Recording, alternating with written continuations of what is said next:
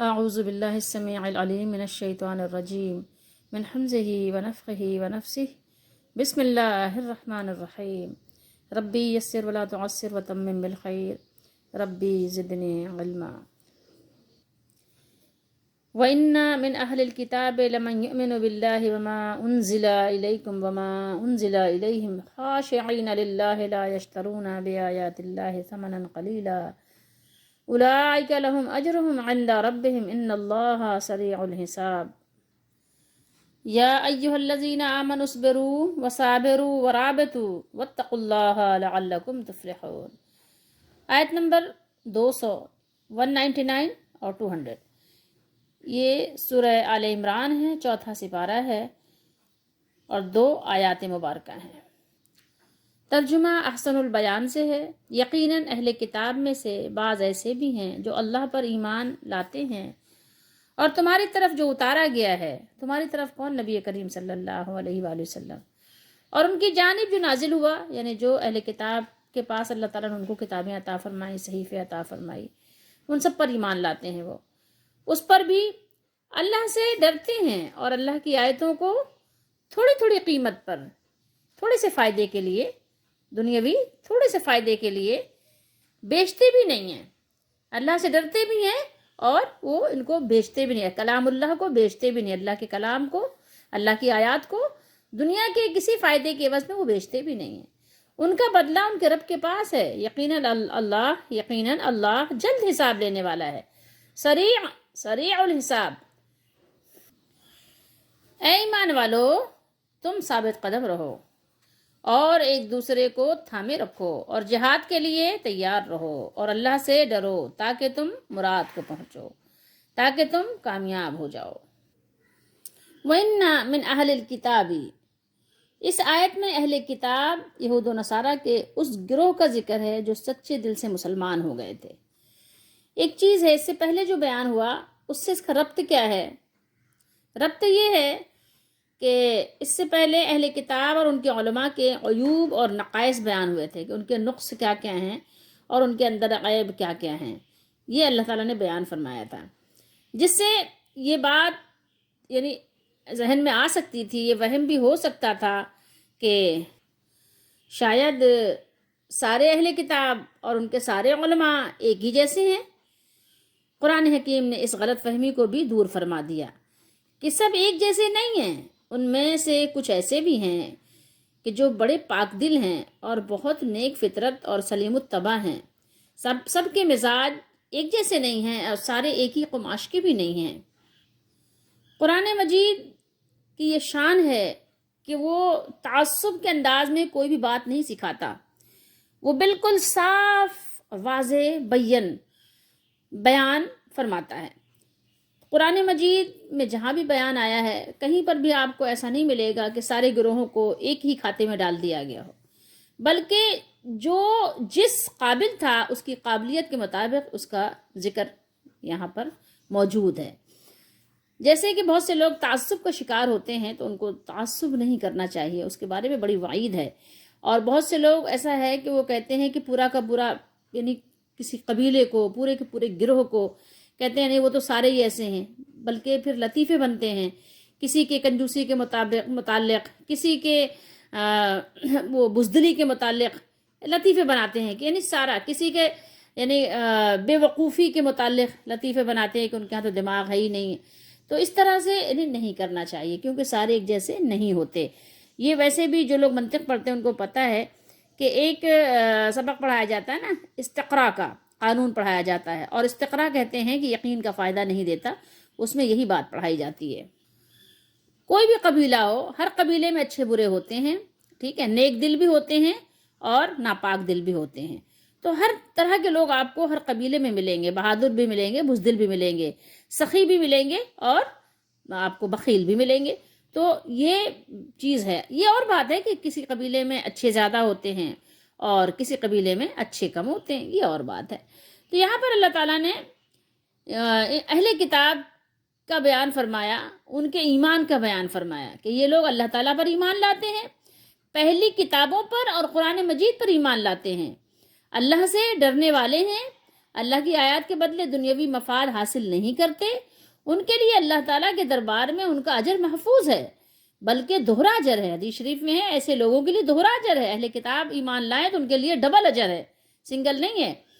جیسا کہ سورہ حدید میں ارشاد فرمایا، یا ایھا الذین آمنوا اتقوا اللہ وآمنوا برسولہ یؤتکم کفلین من رحمتہ ویجعل لکم نورا تمشون بہ ویغفر لکم واللہ غفور الرحیم۔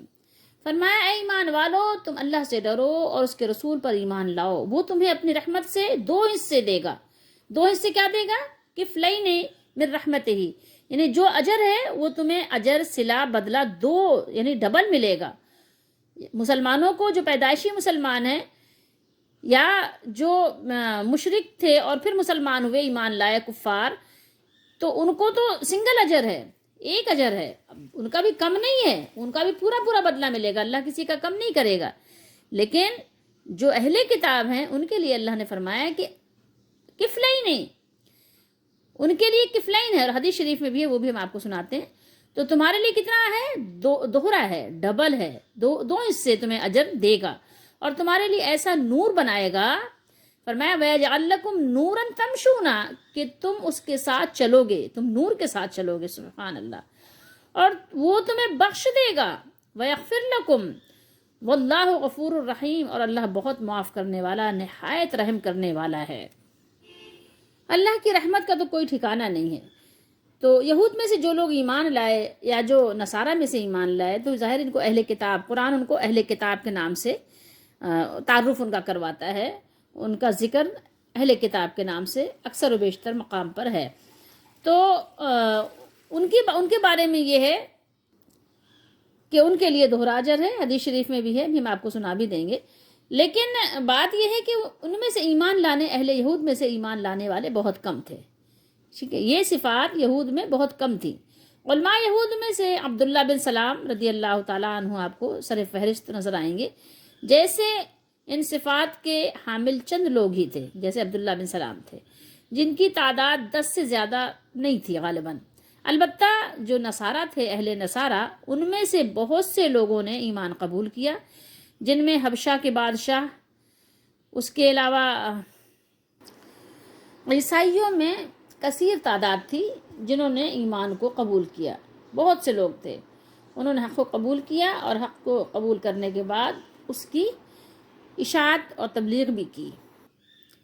بہرحال اللہ کے نبی صلی اللہ تعالیٰ علیہ وآلہ وسلم نے ارشاد فرمایا کہ 3 قسم کے لوگ ایسے ہیں جن کے لیے دوہرا اجر ہے۔ تو ہم آپ کو بتا دیتے ہیں، ثلاثۃ یؤتون اجرہم مرتین، رجل من اہل الکتاب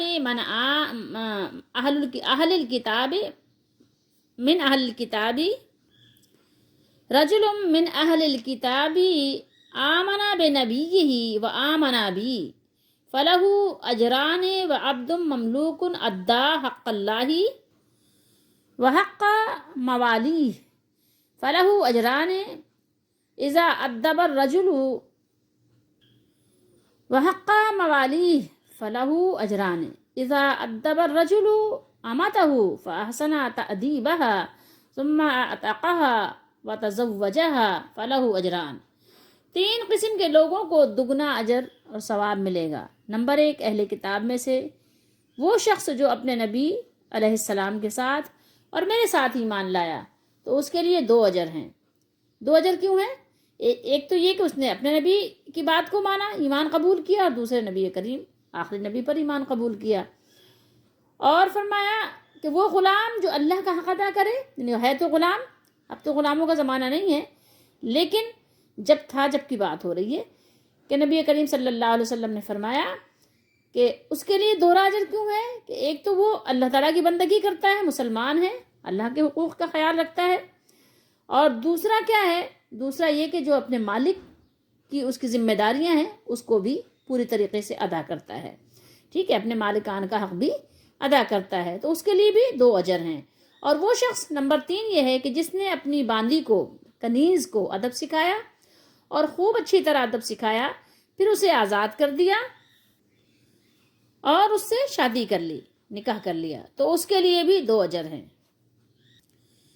اس حدیث شریف کو آپ کو دیکھنا ہے تو آپ بخاری شریف میں اور مسلم شریف میں اس حدیث کو دیکھ سکتے ہیں۔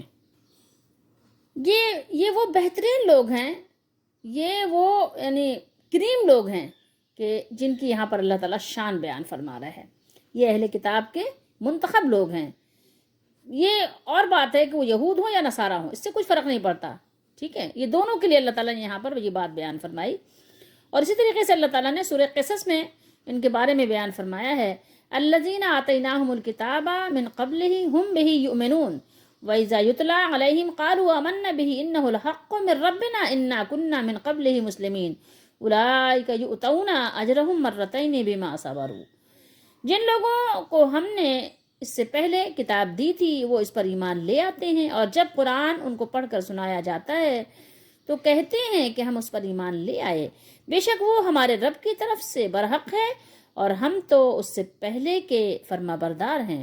ان لوگوں کو دگنا بدلہ، دگنا اجر دیا جائے گا کیونکہ وہ صبر کرتے رہے ہیں۔ اور فرمایا الذین آتیناہم الکتاب یتلونہ حق تلاوتہ اولئک یؤمنون بہ۔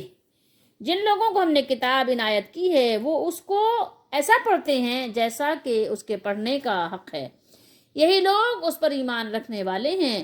اور فرمایا وَمِن قَوْمِ مُوسَىٰ أُمَّةٌ يَهْدُونَ بِالْحَقِّ وَبِهِ يَعْدِلُونَ۔ اور قوم موسیٰ میں سے کچھ لوگ ایسے بھی ہیں جو حق کا راستہ بتاتے ہیں اور اس کے ساتھ انصاف کرتے ہیں۔ اور فرمایا لیسوا سواء من اہل الکتاب امۃ قائمۃ یتلون آیات اللہ آناء اللیل وہم یسجدون۔ یہ سارے جو ہیں یہ بھی سب ایک جیسے نہیں ہیں۔ ان اہل کتاب میں کچھ اللہ کے حکم پر قائم بھی ہیں، جو رات کے وقت اللہ کی آیتیں پڑھتے ہیں اور اس کے آگے سجدہ کرتے ہیں۔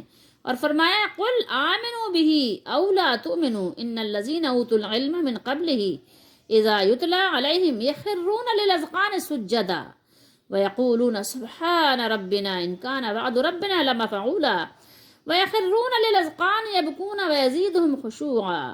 فرمایا کہہ دیجئے تم اس پر ایمان لاؤ یا نہ لاؤ، یہ فی نفس ہی حق ہے، یہ حق ہے، یہ کتاب حق ہے، اور کتاب جس پر نازل ہوئی وہ بھی حق ہے، اللہ کا بیان حق ہے۔ جن لوگوں کو اس سے پہلے علم کیا کتاب دیا، جب وہ ان کو پڑھ کر سنایا جاتا ہے تو وہ ٹھوڑیوں کے بل سجدے میں گر پڑتے ہیں اور کہتے ہیں کہ ہمارا رب پاک ہے، بے شک ہمارے رب کا وعدہ پورا ہو کر رہے گا، بے شک ہمارے رب کا وعدہ پورا ہو کر رہا، اور وہ ٹھوڑیوں کے بل روتے ہوئے گرتے ہیں۔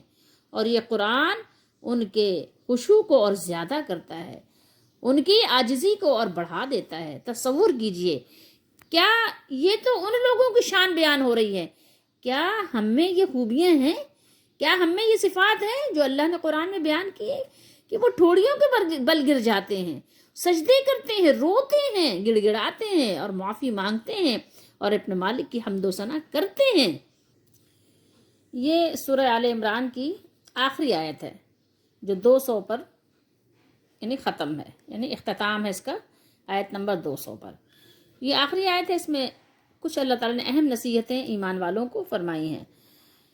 یہ اس جلیل القدر اور عظیم المرتبت سورہ کی آخری آیت ہے، اور اس میں نہایت مختصر اور بہت ہی جامع الفاظ میں بتایا جا رہا ہے کہ ان 4 باتوں میں، یہاں 4 باتیں اللہ تعالیٰ نے سکھائی ہیں، 4 چیزوں کا حکم دیا ہے کہ 4 باتوں میں دنیاوی اور اخروی فلاح اور کامیابی کا راز پوشیدہ ہے۔ نمبر 1 کیا ہے؟ صبر ہے۔ نمبر 2 کیا ہے؟ مصابرہ ہے۔ نمبر 3 کیا ہے؟ رباط ہے۔ اور نمبر 4 کیا ہے؟ تقویٰ ہے۔ اچھا، صبر اور ان کے معنی ہم بعد میں کریں گے، لیکن ابھی آپ دیکھیے کہ 4 چیزوں کا اللہ تعالیٰ نے ہمیں یہاں پر سبق دیا ہے۔ اس بیرو، آمنو، اس بیرو ملا دیں گے تو آمن اس بیرو، ٹھیک ہے؟ اس بیرو یعنی دین اسلام پر ثابت قدمی سے جمے رہو۔ صابرو، صابرو یہاں بیان کیا، یہ باب مفاعلہ سے ہے جس میں مقابلہ کا معنی پایا جاتا ہے نا، اس کی خاصیت ہے، باب مفاعلہ کی خاصیت ہے، ہر باب کی خاصیت ہوتی ہے نا، یعنی کافروں کے مقابلے میں ان سے بڑھ کر جمع مردی دکھاؤ، بہادری دکھاؤ، ثابت قدمی دکھاؤ، ٹھیک ہے، ثابت قدمی کا مظاہرہ تم زیادہ کرو. اور ورابطو یعنی دشمنوں، ورابطو بھی تو بیان کیا نا، یہ دیکھیں ورابطو، اس سے ربط سے ہے نا، رابطہ، ربط. ورابطو جب تمہارا مقابلہ ہو کس سے؟ دشمنوں سے، جہاد کے مورچوں پر کیا کرو؟ ڈٹے رہو، وہاں پر جمے رہو. رسول اللہ صلی اللہ علیہ وآلہ وسلم نے فرمایا کہ اللہ کے راستے میں ایک دن سرحدوں پر پہرا دینا دنیا اور دنیا میں جو کچھ موجود ہے وہ سب سے بہتر ہے. بخاری شریف کی حدیث شریف ہے. اور مسلم شریف میں حدیث شریف ہے کہ آپ صلی اللہ علیہ وسلم نے فرمایا کہ اللہ کے راستے میں ایک دن اور ایک رات کا پہرا دینا ایک مہینے کے قیام اور سیام سے بہتر ہے. یعنی ایک مہینے رات میں رات بھر کھڑا ہو کر نماز پڑھے اور ایک مہینے دن بھر روزہ رکھتا رہے. اور اگر اسی حالت میں مجاہد فوت ہو جائے، فوت ہو گیا اس کا، یعنی اس کو شہادت نصیب ہو گئی یا کسی بھی وجہ سے اس کا انتقال ہو گیا، وہ شہید ہو گیا، تو اس کا وہ عمل جاری رہے گا. یعنی اس کو جیسے دنیا میں زندہ تھا عمل کرتا تھا اس کو ثواب ملتا تھا، اسی طریقے سے اس کو ثواب ملتا رہے گا جو وہ کیا کرتا تھا، اور اس کے مطابق اس کا رزق بھی جاری رہے گا. ٹھیک ہے، وہ آزمائش سے محفوظ رہے گا. صبر کے لفظی معنی یہ ہے کہ روکنے کو کہتے ہیں اور باندھنے کو کہتے ہیں. کسی چیز کو باندھ دینا، کسی چیز کو روک دینے کو صبر کہتے ہیں. یہ اس کے لفظی معنی ہیں. اور اصطلاحی معنی اس کے یہ ہیں، اصطلاحی تعریف یہ ہے کہ قرآن و سنت میں جو اللہ تعالیٰ نے بیان فرمایا ہے کہ نفس کو خلاف شریعت چیزوں پر روکنا، ٹھیک ہے، اس کو باز رکھنا، اپنے نفس کو جن چیزوں سے اللہ نے منع کیا ہے اس سے اپنے نفس کو روکنا، اس سے باز رکھنا. ٹھیک ہے، برائی سے اپنے آپ کو روکنا، برائی سے اپنے آپ کو باز رکھنا، نیک اعمال کرنے اور برے اعمال سے باز رہنے پر نفس کو پابند رکھنا.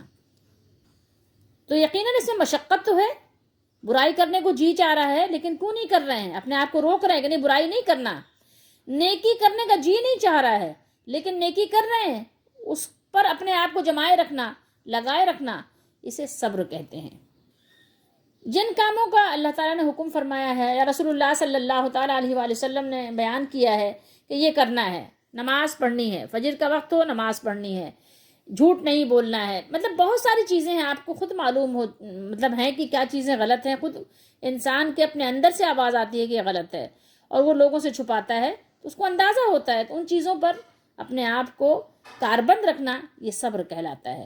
ٹھیک ہے، اس کی پابندی کرنے میں آپ کی طبیعت پر بہت ایسا ہوتا ہے کہ بہت گراں ہوتا ہے، بہت شاق گزرتا ہے کہ نہیں ایسا نہیں، میرا بھی دل چاہ رہا ہے میں بھی کچھ کروں لیکن نہیں کرتے، تو اس کو کیا کہتے ہیں؟ یعنی صبر کہتے ہیں. گناہوں سے باز رکھنے کو بھی صبر کہتے ہیں. ٹھیک ہے، جن کاموں کے کرنے کا حکم دیا گیا اس کو کرنے کے لیے اور جن کاموں سے روکا گیا ان سے رکنے کے لیے، یہ سب کیا ہے؟ صبر میں داخل ہے. اللہ نے منع کیا لیکن آپ کو اچھا لگتا ہے، لیکن آپ کیوں رکتے ہیں، کیوں باز رکھتے ہیں اپنے آپ کو؟ اس لیے کہ صبر کرنا ہے. اللہ کا حکم نہیں ہے ہم نہیں کر سکتے، اللہ کا حکم ہے نہیں دل چاہ رہا لیکن کرنا ہے، ہر حال میں کرنا ہے. آپ بہت ساری چیزیں اپنے وقت میں اپنے گھر میں دیکھ سکتے ہیں کہ جب انسان نہیں کرتا تو کیا ہوتا ہے؟ اللہ کی حدودوں کو توڑ دیتا ہے. اور صبر کی ایک قسم یہ بھی ہوتی ہے کہ کبھی انسان کو تکلیف آ جاتی ہے، مشکلات آ جاتی ہیں، پریشانیاں آ جاتی ہیں، بیماریاں آ جاتی ہیں، اس پر بھی انسان کیا کرتا ہے؟ صبر کرتا ہے. ٹھیک ہے، اور اللہ تعالیٰ سے دعا کرتا ہے اور جزا و فضا سے اپنے آپ کو بچاتا ہے، فضول باتیں نہیں کرتا، شکوے شکایت سے اپنے آپ کو باز رکھتا ہے، تنگی و ترشی میں اللہ تعالیٰ کا شکر ادا کرتے ہوئے گزر اوقات کرتا ہے.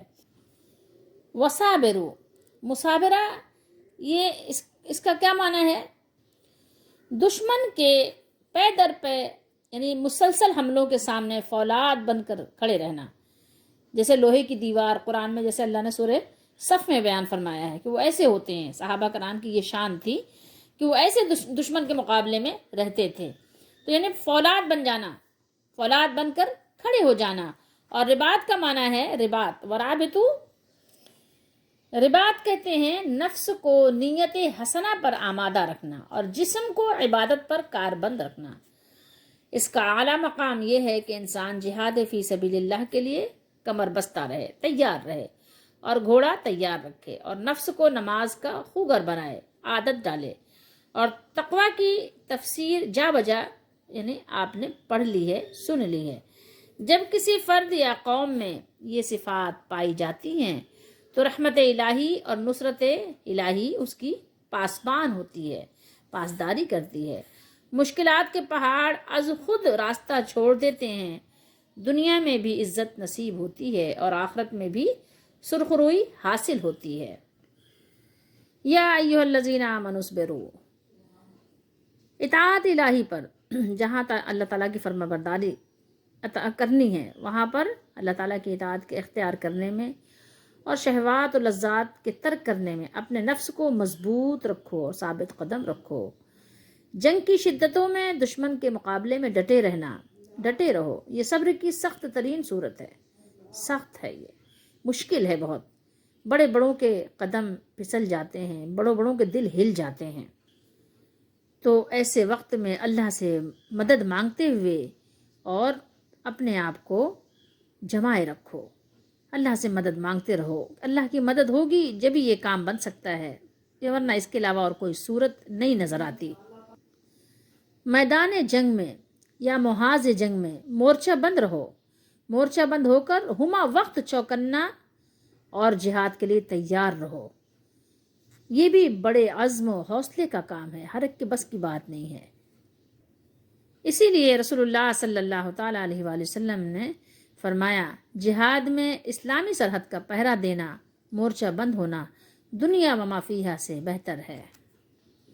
اور حدیث شریف میں رسول اللہ صلی اللہ تعالیٰ علیہ وآلہ وسلم نے ایک بات بیان فرمائی نماز کے بارے میں کہ ناگواری کی حالت میں، ناگواری جب ان طبیعت نہیں چاہ رہی ہو، دل بالکل بھی مائل نہیں ہو، دل کو گوارا نہ ہو اس وقت میں نماز پڑھنا، اس وقت میں مکمل وضو کرنے، مسجدوں میں زیادہ دور سے چل کر جانے، قریب سے تو چل کر جانا آسان ہوتا ہے نا، دور سے چل کر جانے میں، اور نماز کے بعد دوسری نماز کے انتظار کرنے میں بھی اس کو اللہ تعالیٰ، اللہ کے پیارے رسول صلی اللہ تعالیٰ علیہ وآلہ وسلم نے رباط فرمایا ہے، رباط۔ رسول اللہ صلی اللہ تعالیٰ علیہ وآلہ وسلم نے ارشاد فرمایا، کیا میں تمہیں وہ عمل نہ بتاؤں جس سے اللہ تعالیٰ تمہاری خطاؤں کو معاف فرما دے اور تمہارے درجات بلند کر دے؟ فرمایا وہ ہے ناپسندیدہ اوقات میں اچھی طرح وضو کرنا، مسجدوں کی طرف زیادہ چل کر جانا یا زیادہ آنا جانا، اور ایک نماز کے بعد دوسری نماز کا انتظار کرنا، اور فرمایا یہی رباط ہے، یہی رباط ہے، یہی رباط ہے۔ بخاری شریف بھی دیکھ لیجئے، یہ کتاب الجہاد ہے بخاری شریف۔ فرمایا باب فضل رباطی یوم فی سبیل اللہ وقول اللہ تعالی عز وجل یا ایھا الذین آمنوا اصبروا وصابروا ورابطوا، آخری آیت تک۔ حدیث نمبر 2892 ہے، اور رسول اللہ صلی اللہ تعالیٰ علیہ وآلہ وسلم نے ارشاد فرمایا، اللہ کے راستے میں دشمن سے ملی ہوئی سرحد پر ایک دن کا پہرا دینا دنیا و ما فیہا، یعنی دنیا اور دنیا میں جو کچھ ہے اس سے بڑھ کر ہے، اس سے بہتر ہے۔ جنت میں کسی کے لیے ایک کوڑے جتنی جگہ دنیا اور دنیا میں جو کچھ ہے وہ ما فیہا سے بہتر ہے۔ یہ ہے رباط کی تفسیر میں، اسی آیت کی جو ہم نے آپ کو سورہ آل عمران کی آخری آیت پڑھی ہے، اسی کی تفسیر میں یہ حدیث یہاں بیان ہوئی ہے۔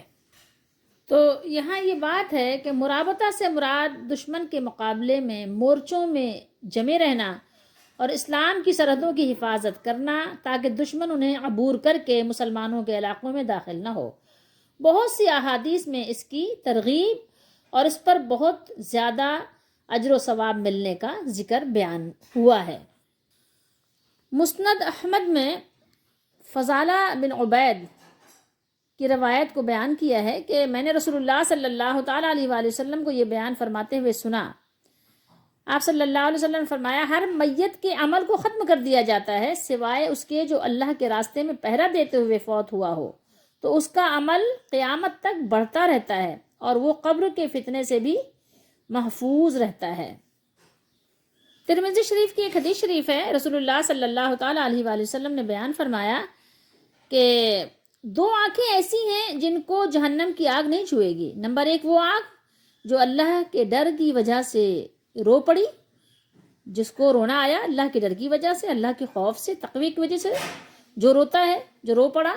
اور نمبر 2، وہ آنکھ جو اللہ کی راہ میں رات کو پہرا دیتے ہوئے بیدار رہی، رات کو جاگتی ہے، سرحد پر پہرا دیتی ہے دشمنوں سے حفاظت کرنے کے لیے، اللہ کے دین کے قیام کے لیے، اللہ کے دین کے نفاذ کے لیے وہ سرحدوں پہ کھڑے ہوئے ہیں تاکہ یہ ہماری اسلامی سرحد دشمنوں سے بچی رہے، اس کی حفاظت رہے، اس لیے وہ پہرا دیتے ہیں دین کی حفاظت کے لیے۔ ان کا کھڑا ہونا دنیا کی کوئی اس میں ان کی اپنی مرضی یا غرض شامل نہیں ہے، صرف اور صرف اپنے مالک کی فرما برداری اور مالک کے حکم کی پاسداری ہے، بس اپنی کوئی غرض اس میں ہے ہی نہیں۔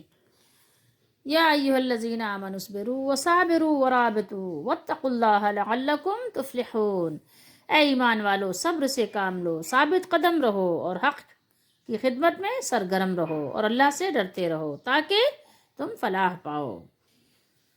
اپنے لیے سبق اس میں تلاش کرنے سے پہلے کہ ہمارے لیے اس میں کیا سبق ہے، ایک بات اور آگے کرتے ہوئے چلتے ہیں۔ وَإِنَّ مِنْ أَهْلِ الْكِتَابِ، اہل کتاب کی جو اللہ تعالیٰ نے یہاں پہ خوبیاں، ان کی صفات، ان کا ایمان بیان کیا ہے، اسی پر ایک ہم آپ کو واقعہ چھوٹا سا سناتے ہیں کہ جب نبی کریم صلی اللہ تعالیٰ علیہ وآلہ وسلم کے اصحاب کو کفار مکہ نے بہت زیادہ اذیتیں دینی شروع کر دیں، بہت زیادہ ستانا شروع کیا، اور جب یہ خبر پتہ چلی کہ حبش میں ایک بادشاہ ہے جو نرم دل ہے، تو ادھر ہجرت کرنے کا حکم ہوا۔ بہت سارے صحابہ کرام ادھر ہجرت کر کے چلے گئے۔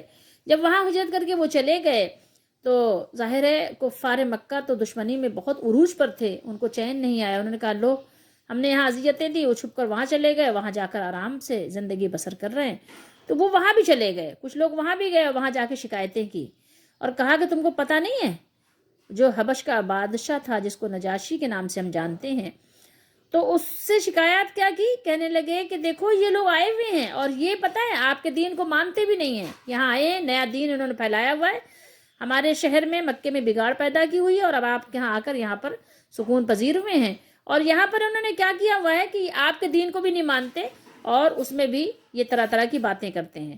جب اس نجاشی کو پتہ چلا تو اس نے پھر مسلمانوں کو بلوایا اور پھر اس نے اپنے دربار میں مسلمانوں کو بلا کر پوچھا۔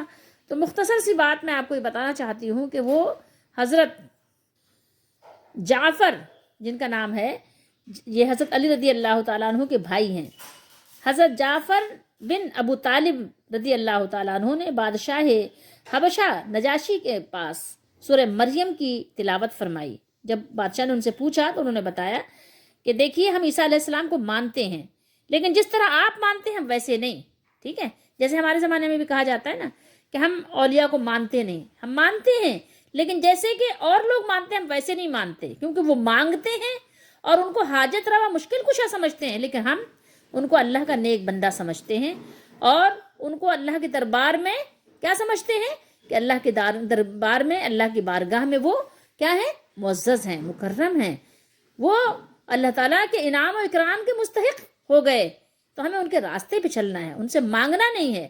مانتے ہیں مانگتے نہیں تو لوگ کہتے ہیں آپ مانتے ہی نہیں ہیں، گستاخ کہتے ہیں کہ اولیاء کے گستاخ ہے، نعوذ باللہ استغفر اللہ، ایسا نہیں ہے، تو وہ غلط بتاتے ہیں۔ اسی طریقے سے کفار مکہ نے جا کر جو بتایا غلط بتایا، مسلمانوں کے خلاف ان کو بھڑکایا، تو جب اس نے کہا شاہ حبشہ نے کہ کہا بھائی کیا بات ہے، تو انہوں نے سورہ مریم کی آیات تلاوت کی، وہی پڑھ کر سنایا جس میں زیادہ ذکر ہے بی بی مریم اور حضرت عیسیٰ علیہ السلام کا۔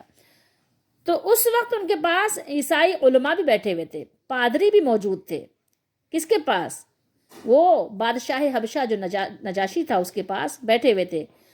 تو ان لوگوں کے سامنے جب سورہ مریم پڑھ کر سنایا تو نجاشی اور علماء اور مشائخ اس قدر روئے کہ اس کی داڑھی اور پادریوں کے مصاحف آنسوؤں سے تر ہو گئے، بھیگ گئے، اور اس نے ان لوگوں کے ساتھ بڑی یعنی نرمی دکھائی، خاطر مدارات کی، اور ان کو کہا کہ آپ آرام سے رہیں، اس شہر میں، اس ملک میں آپ آرام سے رہیں اور آرام سے اپنی زندگی گزاریں، اور بھی بہت سارے کچھ اس کے ساتھ واقعات ہیں، لیکن اتنی مختصر سی بات میں آپ اکتفا کیجئے۔ اور اس کے بعد جب نجاشی کا انتقال ہوا تو رسول اللہ صلی اللہ تعالیٰ علیہ وآلہ وسلم نے صحابہ کرام کو ان کی وفات کی خبر دی اور فرمایا اِنَّا أَخَلَّكُمْ قد مات فقوموا فصلوا علیہ، فرمایا تمہارے ایک بھائی کا انتقال ہو گیا ہے، لہٰذا اٹھو اور اس کی نماز جنازہ پڑھو۔ اس کے علاوہ آپ صلی اللہ تعالیٰ علیہ وآلہ وسلم وہاں تشریف لے گئے جہاں نماز جنازہ پڑھائی جاتی تھی، صفیں درست فرمائیں، اور آپ صلی اللہ علیہ وسلم نے نجاشی کی غائبانہ نماز جنازہ پڑھائی۔ دیکھیے بخاری شریف ہے، کتاب و فضائل اصحاب النبی صلی اللہ علیہ وسلم، یہ ہے باب و موت النجاشی، ٹھیک ہے، حدیث کا نمبر ہے 3877، اور یہاں ہے نبی کریم صلی اللہ علیہ وسلم کا فرمان۔ آپ صلی اللہ علیہ وسلم نے فرمایا قال النبی صلی اللہ علیہ وسلم حین مات النجاشی مات اليوم رجل صالح فقوموا فصلوا علی اخیکم اسحمتا، اس کا نام تھا، یہ کس کا، نجاشی کا نام کیا تھا؟ اسحمتا، یہ ہے ان کا نام۔ یہاں پر 5 احادیث مبارکہ بیان ہوئی ہیں اسی بخاری شریف میں، اسی باب میں جو ابھی ہم نے آپ کو دکھایا، اور فرمایا کہ یہاں پر یعنی 5 احادیث بیان کی کہ آپ صلی اللہ تعالیٰ علیہ وآلہ وسلم نے ان کی نماز جنازہ پڑھی اور ان کی تعریف بیان فرمائی۔ اب یہ دیکھیے کہ دین اسلام کتنا خوبصورت دین ہے کہ ہر ایک کو اس کے مرتبے کے مطابق جو اس کا مرتبہ ہے دین میں، دنیا میں نہیں، اس کو ریوارڈ دیتا ہے۔ یہ کوئی معمولی بات نہیں کہ اللہ کے نبی صلی اللہ تعالیٰ علیہ وآلہ وسلم اس کو مرد صالح کہیں، اس کی تعریف کریں اور اس کی نماز جنازہ غائبانہ پڑھیں، کوئی وہ معمولی بات ہے؟ نہیں، معمولی بات نہیں۔ 5 احادیث یہاں پر ترتیب کے ساتھ بیان کی ہیں، ٹھیک ہے۔ اچھا، یہ بخاری میں دیکھیے، اس کے راوی تو ہیں حضرت جابر رضی اللہ تعالیٰ نے بیان کیا کہ جس دن نجاشی حبشہ کے بادشاہ کی وفات ہوئی تو نبی اکرم صلی اللہ علیہ وسلم نے فرمایا آج ایک مرد صالح، رجل صالح، مرد صالح اس دنیا سے چلا گیا ہے، ٹھیک ہے، فقوموا فصلوا علی اخیکم اسحمہ، اٹھو اور اپنے بھائی اسحمہ کی نماز جنازہ پڑھ لو۔ سبحان اللہ۔ پھر باقی باتیں ہیں، تفصیل میں جانے کی ضرورت نہیں ہے، میں نے آپ کو ایک حدیث سنا دی، یہ کافی ہے، اگر مزید کسی کو تشفی کرنی ہے وہ پڑھ لے۔ تو دیکھیے کہ دین اسلام کیسا خوبصورت دین ہے کہ وہ ہر ایک کے حق کا خیال رکھتا ہے۔ تو آئیے دیکھتے ہیں کہ میں اور آپ دین کے لیے کیا کر رہے ہیں، کیا ہمارا ایمان بھی ایسا ہی ہے جیسا کہ یہاں اللہ تعالیٰ نے ذکر فرمایا ہے؟ اگر ہم اپنے آپ کو یہ دعویٰ پیش کرتے رہیں کہ ہم مسلمان ہیں تو صرف دعویٰ کافی نہیں ہے، دلیل بھی چاہیے۔ تو دیکھیے کہ ہمارے پاس کیا دلیل ہے۔ کیا ہم کبھی نماز پڑھتے ہیں تو ہم روتے ہیں؟ کیا ہم کبھی قرآن کی آیات سن کر گر جاتے ہیں؟ کیا ہمارے اندر کبھی لرزہ طاری ہوتا ہے؟ کیا ہم بھی کبھی لرزہ اور ترسا رہتے ہیں؟ اگر نہیں تو پھر ہمارے لیے مقام غور ہے، عبرت کی جگہ ہے۔ دیکھو لوگوں، عبرت کی جگہ ہے۔ کہیں دنیا کی موج مستیوں میں اور دنیا کی مال و دولت کی کثرت نے، کہیں دنیا کی آسانیوں اور آسائشوں نے آپ کو اللہ سے اور دین سے غافل تو نہیں کر دیا، اور آپ اس خوش فہمی میں ہیں کہ آپ مومن ہیں، آپ مسلمان ہیں، کہیں آپ اللہ کی رحمت سے دور تو نہیں ہو گئے؟ ذرا غور کیجئے گا، دیکھیے کہ کیا بیان کیا اللہ نے، خاشعین للہ، کیسے وہ خشیت اختیار کرتے ہیں، خشوع اور عاجزی کرتے ہیں، اور اللہ کی آیات کو وہ بیچتے نہیں ہیں۔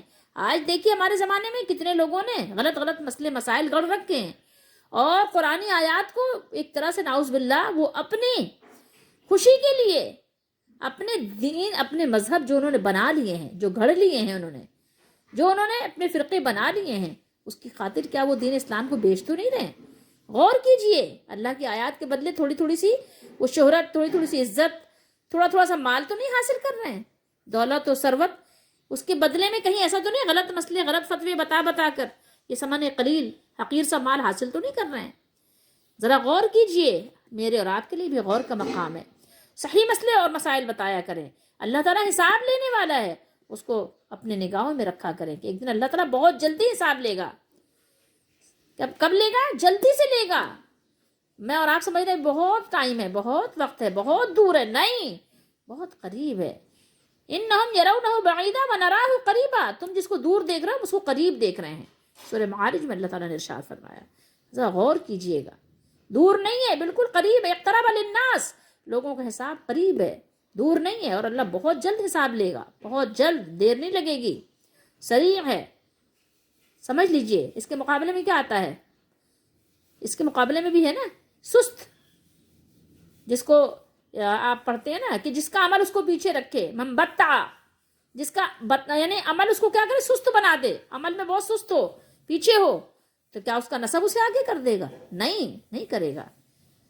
سوچئے تھوڑی دیر کے لیے. مسلم شریف کی حدیث شریف ہے. اللہ تعالیٰ ہم سب کو سمجھنے کی توفیق دے. کیا ہم میں یہ خوبیاں ہیں؟ اگر نہیں ہے تو کیا ہے پھر؟ نعوذ باللہ ہماری کوئی رشتہ داری ہے اللہ تعالیٰ سے؟ اور ان لوگوں کی نہیں تھی؟ نہیں. اللہ تعالیٰ کے لیے، اللہ کی بارگاہ میں سب برابر ہیں. وہاں ایک معیار ہے جو تقویٰ ہے، جو ایمان ہے. اگر یہ نہیں ہے تو پھر کچھ نہیں ہے. غور کیجئے، اپنے عمل کو درست کیجئے، آج ہی توبہ کیجئے اور آج ہی رجوع اللہ ہو جائیے، دین اسلام کی طرف رغبت کیجئے اور تمام خرافات کو ترک کر دیجئے، چھوڑ دیجئے. اللہ تعالیٰ ہم سب کی دستگیری فرمائے. اور بے شک اللہ ہی کی مدد سے کام بنتے ہیں، ورنہ انسان کی اپنی ذات میں اس کی کوئی حیثیت نہیں ہے. ہاں، اللہ سے مدد مانگو، جب اللہ کی طرف سے مدد آتی ہے تو کام بن جاتے ہیں. لیکن ہمت آپ کو کرنی ہوگی، حوصلہ آپ کو اپنا بڑھانا ہوگا، اور جو آپ کی تربیت میں ہیں ان کے لیے بھی آپ کو تھوڑا سا حوصلہ رکھنا ہوگا. بچوں کو سکھانا ہوگا کہ نہیں، یہ دنیا عارضی ہے، ختم ہو جانے والی ہے، اس کے فائدے کے لیے آخرت کا نقصان ہرگز نہ کرنا.